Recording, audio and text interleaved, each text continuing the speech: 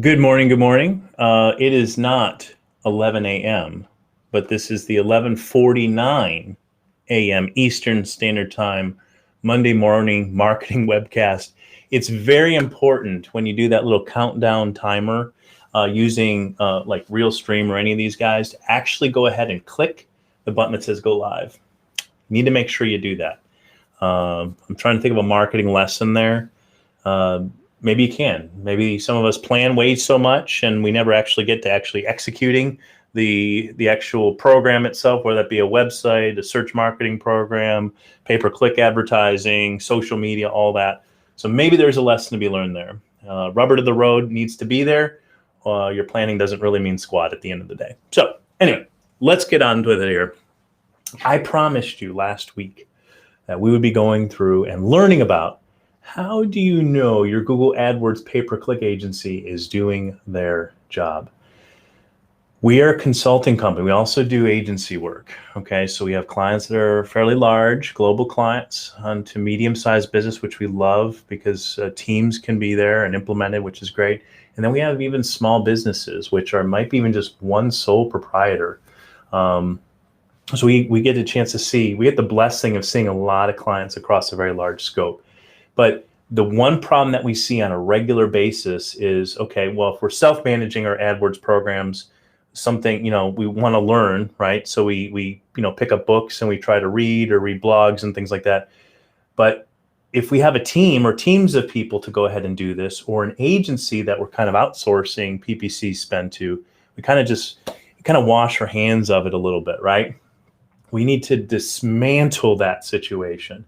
And I'm going to challenge you, if you have an AdWords program right now yourself internally that you guys manage, or if you have an outside agency that's doing it, this video is going to be very helpful for you. At least I think it will be. So, couple things going on here. Where's my marker? Okay. It's Monday morning. You don't really know where stuff is at. The first one, and we see this, I'm amazed. I'm amazed that we see this, right? The number one thing that I'm going to say is a lot of times there's turnover, executives come in, come out, those kind of things. The number one thing you need to do right away, if you're managing the program, is to understand what the contract looks like. If you don't have a copy of the contract, it's very hard to manage an agency.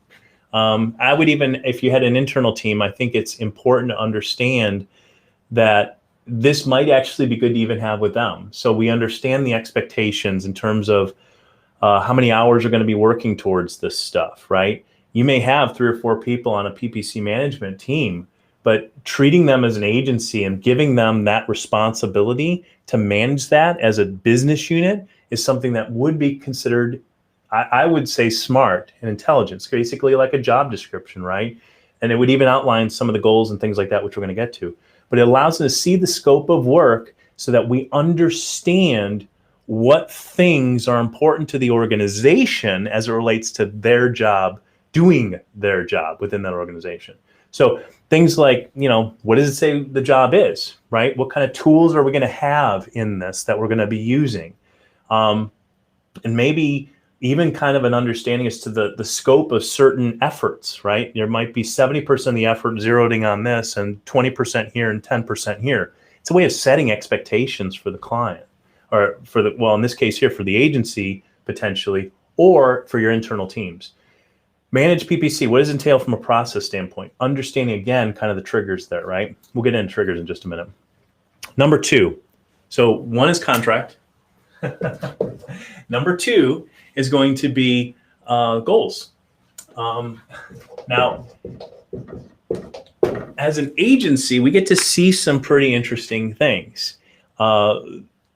We can help you identify goals based on not only your expectations, but also how you're incentivized, right? So as a manager or a VP of a business unit, or even control over the entire company itself in terms of marketing, potentially, and sales, you are incentivized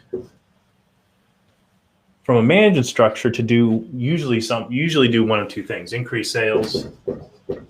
So sales go up, expenses go down. And I don't know what kind of I mean, I think that's really good no matter what, right? Even if you're a sole proprietor. But this is ultimately the goal. So sales go up and expenses go down as it relates to your advertising and marketing campaigns is really important. The how is all those other things, right, that you need to be considering. So the how are made up of goals that allow you to accomplish these objectives.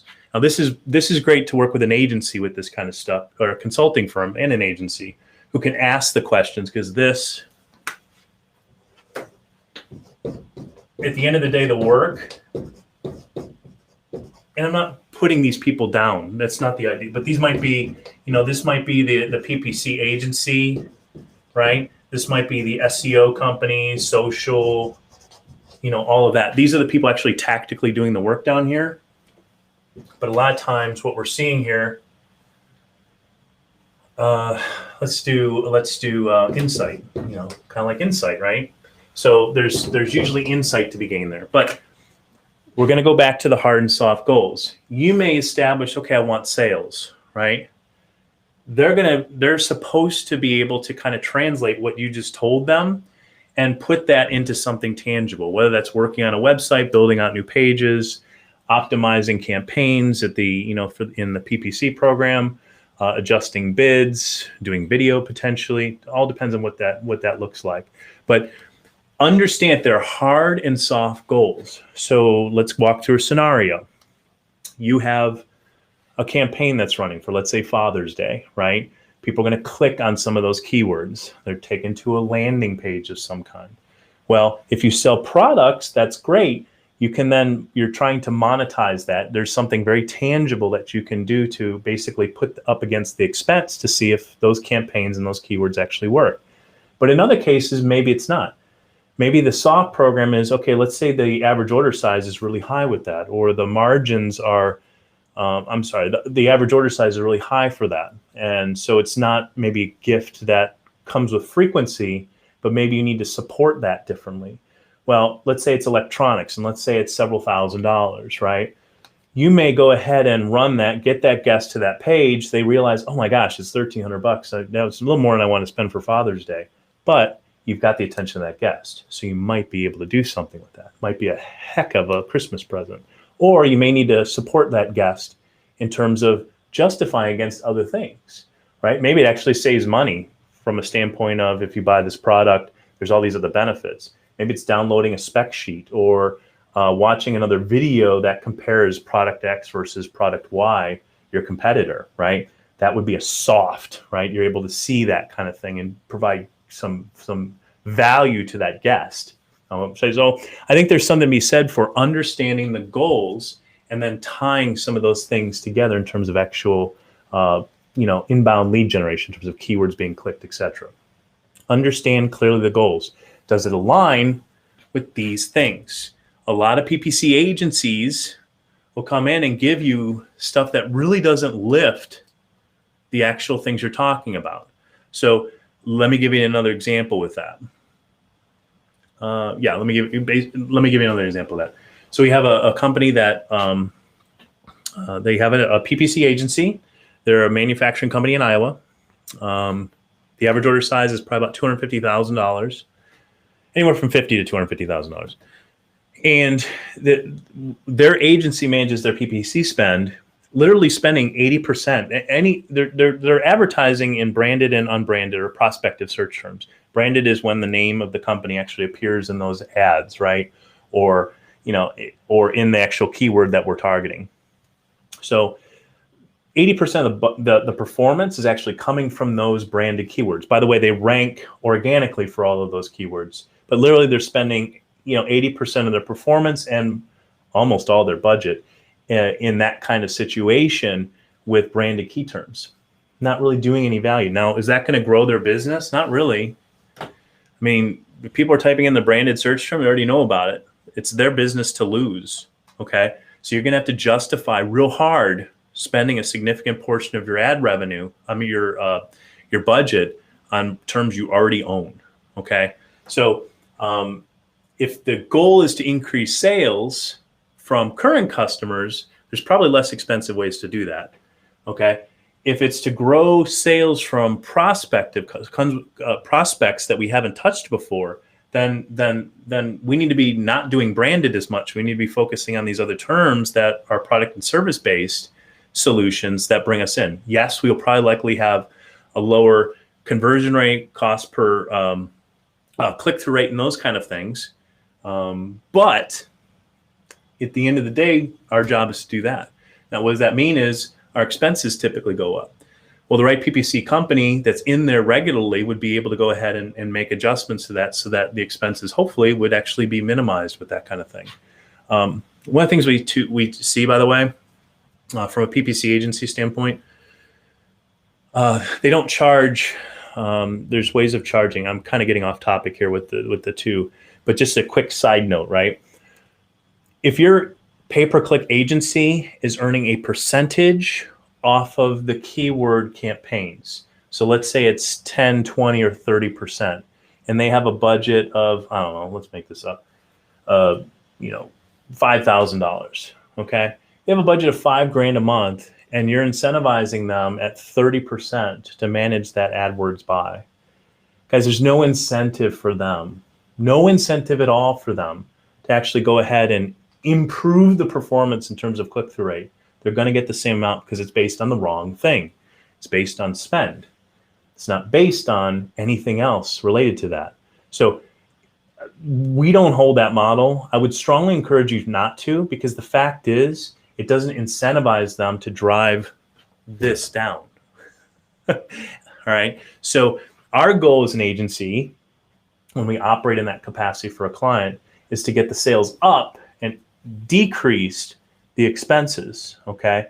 So we focus on how many hours and efforts we're going to be pushing towards those campaigns, and we go ahead and adjust it there so that every single month we can show a client, hey, look, leads and sales and calls increased, but our cost per click continues to go down, right? That's what we should be doing, okay? So I'm going to strongly encourage if you're working with an agency that charges a certain percentage, look for alternatives potentially, because again, it's not incentivizing them the right way, So that was a sidebar there. Third one, so we have contract, we have goals, and then the third one is the process, a clear process. Okay, so guys, I know this sounds really simple and basic, but a lot of us get really busy with our jobs, right? And then all of a sudden, we're months or even potentially years into it, and we haven't even looked at our process. So it's a good time to be able to do that. Process is, since I know the contract, I know what the scope of work is, I know the goals, now I can actually look at the process and say, okay, well, when it comes to impressions or calls or clicks or offline sales or phone calls, we can monetize this stuff. We can actually see how to optimize it based from introduction to prospect on all the way through to actually turning that prospect into a customer, and then even post-customer, how we relate with that person. So we understand the process that's involved in our PPC management in terms of funneling, right? Because a product or service might be one time, okay? But then it goes into an email program. Do I want to spend money in terms of AdWords to get that customer back when I kind of already own them? Potentially, if I have a good inbound email marketing program to follow up with them. Maybe it's something that shows up a certain time period. Maybe I actually get them on a subscription level, right? To where basically a subscription level, they're constantly giving me money every single month, and I'm giving them a valued asset, but I'm also supporting them to help encourage their opinion of us to stay strong, right? To be to incentivize. And this might be like a nutritional company or something of that nature, right? Who, you're sharing a newsletter that's very, very focused on what their specific objective was in the initial component of being able to buy from you. So there's things like that allow you to really take the process of PPC all the way through and then do something better with it. Because remember, a lot of times if you're up here doing these kind of things, oops, hang on here. So that's probably really noisy in your little speaker in here. Just gonna bring this back just a little. There you go, tuck her away. Hopefully you can still hear me.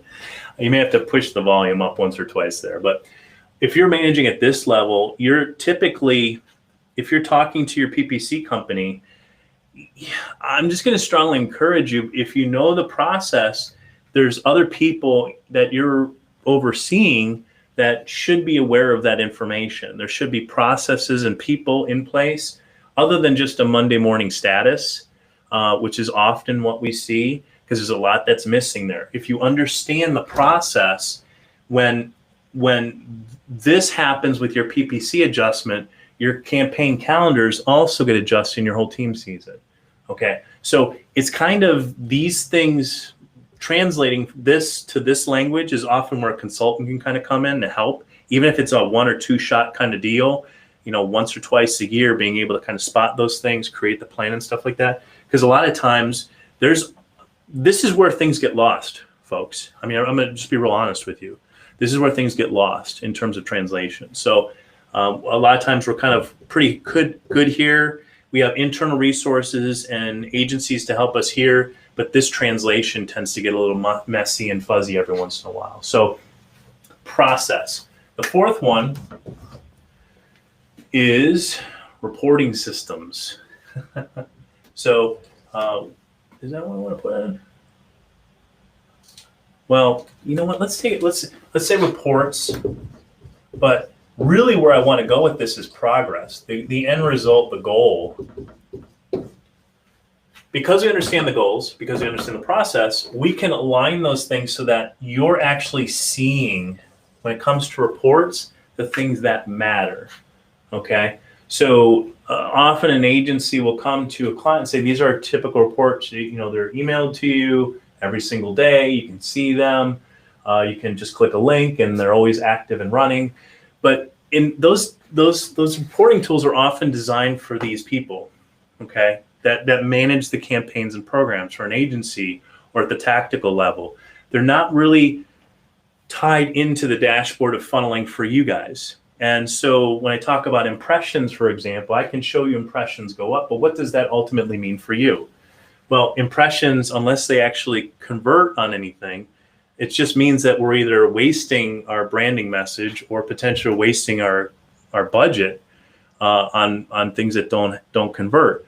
So what it does signal is that there's additional volume. Is there volume worth going after? This is, again, where a consultant can come in and kind of help with that stuff.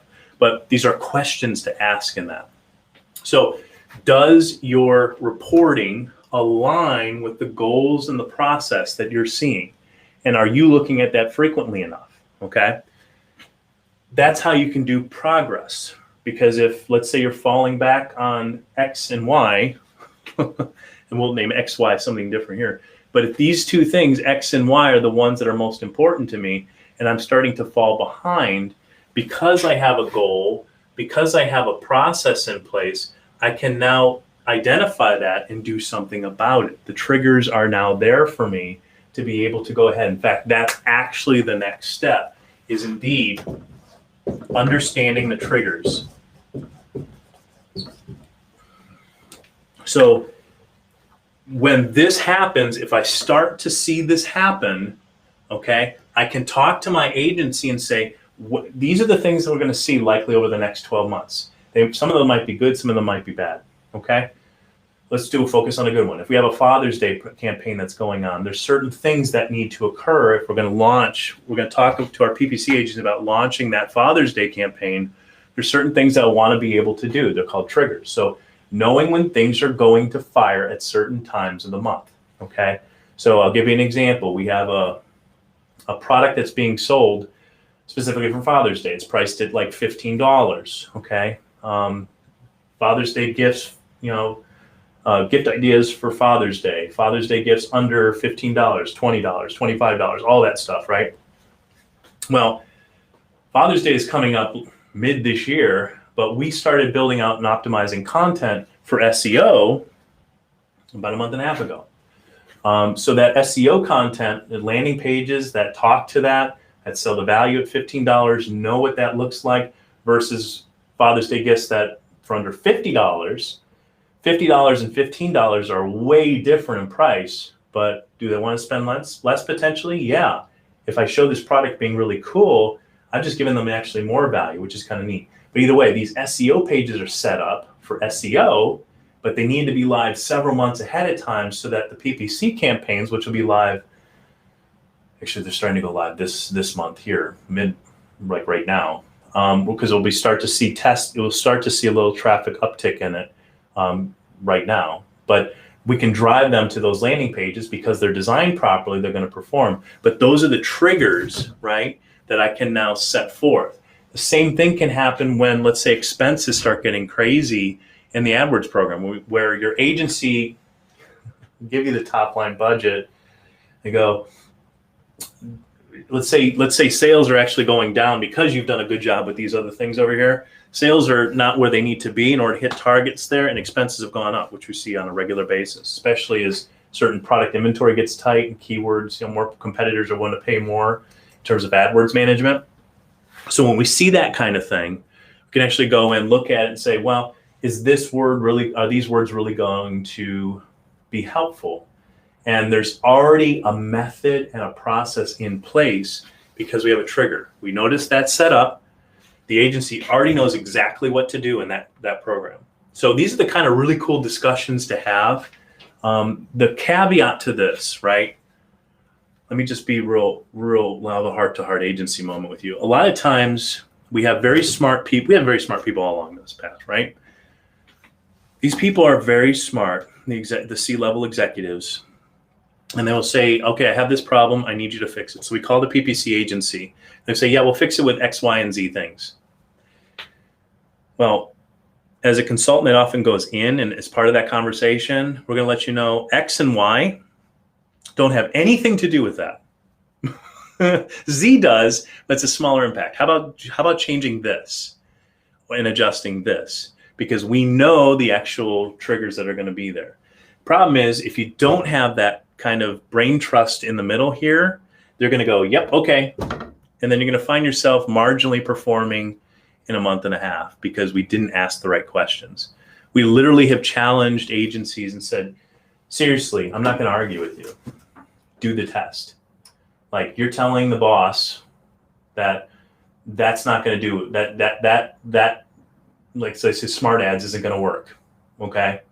And we're going to tell you that, yeah, smart ads do work, and they're going to be far better than what you're managing right now. Don't believe me? Go test it.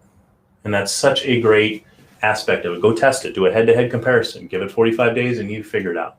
But instead of getting blown off by these people with some stupid excuse, I'm going to say, look, I'm not going to argue with you. I'm telling the boss to go ahead and do a test so you can see this. By asking the right questions, we get better answers. Does that make sense? So understand the triggers is important. Don't let yourself get BS'd by people that know the technicals without being able to justify them. The last thing is I'll call it philosophy. I can't say. Seriously? Philosophy. Okay. So again, this goes back to, there's a good book. I don't know if you guys maybe can see it here.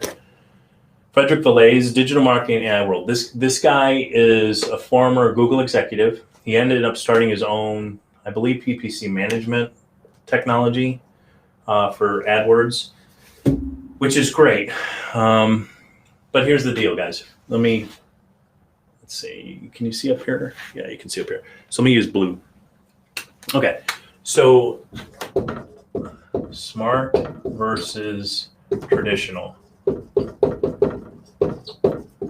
Okay, traditional AdWords is where basically I go build out a massive keyword list. I create some ads, and then I'm managing that. So how much I'm willing to spend versus click-through rate versus goals and things like that. Pretty simple, okay? The more I'm willing to spend, the more visibility and positioning I get. The better my ads are, the better positioning I get. And I'm constantly changing that stuff out, okay? And we use tools, like we used to use WordStream for this, that would help with that kind of system, that would help with managing those buys, which did a pretty decent job. And then Google comes out with smart ads. And for the first 3 to 6 months, we tested smart ads. Smart ads are a very different way of doing things. Smart ads use AI and machine learning technology in order to basically recreate your ads on a budget that you assign every single month for certain keyword themes. And they basically take the stuff that you've put in there in terms of keywords, keyword themes, the copy, the ads, kind of like template copy, and then also then the photos to be able to do display advertising. And basically say, I'm going to spend X dollars on that every, like $1,000 or $2,000 or whatever the case may be, $10, $100. Actually, they do have limits, but let's say $1,000 a month in this specific campaign bucket. Okay, in terms of AdWords, and they go ahead and actually their AI tools go ahead and mix all that stuff up, recreate the ads, and then get it found in the right places, whether it's a digital device, a desktop device, YouTube on the television, all of that stuff, right? They figure all the rest of that stuff out. So the direction, guys, is not to go ahead and manage your own PPC buys, but to let the AI tools do that. And the reason why it works, guys, I'll just be real honest with you, unless you're aware of it, maybe for very, very high-end companies that want to spend, millions of dollars in AdWords every single month, the PPC management tools, if they're doing it manually or logging in, or even their own proprietary, they do not have access to the data that Google does. Just flat out, they don't. So like, because of your phone, because of the work that you do, you're logged in, Google knows pretty much where you've been, your driving patterns, the times you get up, what you buy, when you buy it, what categories you were looking at, what the weather's like, what gas prices are, your patterns of behavior change with that. What you do in the morning, what you do in the afternoon, what you do in the evening. Google knows all of these things about you, okay? So their AI and machine learning tools can do a much better job at figuring out your little psyche than a tool that doesn't have access to that data. Does that make sense? So use the smart ads technology in order to do that. Now, what that means for us in terms of AdWords is you have two different philosophies.